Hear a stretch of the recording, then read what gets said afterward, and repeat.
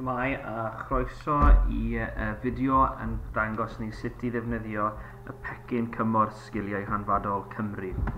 Felly mae hwnna'n gyfle i ni i chi fel cynorthwywyr i werthuso eich sgiliau ac i gweld sut i chi am ddatblygu yn y dyfodol.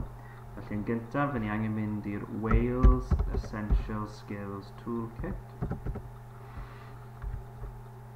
Wales Essential Skills i'n rhoi mewn ac mae'n mynd â fi i'r Wales Essential Skills Toolkit neu'r pecyn cymorth sgiliau hanfodol Cymru, a dwi eisiau gwneud prawf sgrinio i weld sut mae'r sgiliau i. Felly dwi'n clicio ar hwn, gwnewch prawf sgrinio 10 munud, ac yna mae'n gofyn i chi wedyn pa sefydliad a gallech chi teipo mewn fan hyn neu sglolio lawr i demo. Yna rhowch eich manylion mewn fan hyn. Wedi chi roi eich manylion mewn, yna ydych chi'n gallu dewis wedyn pa rhan i chi sgrinio eich sgiliau. Felly dwi am fynd i cymhwyso rhif, ac yna fe ddaw cwestiynau lan ar rhif.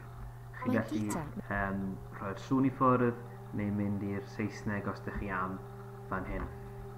Ewch trwy yr holl brawf, fe ddylsai cymryd rhyw 10 munud.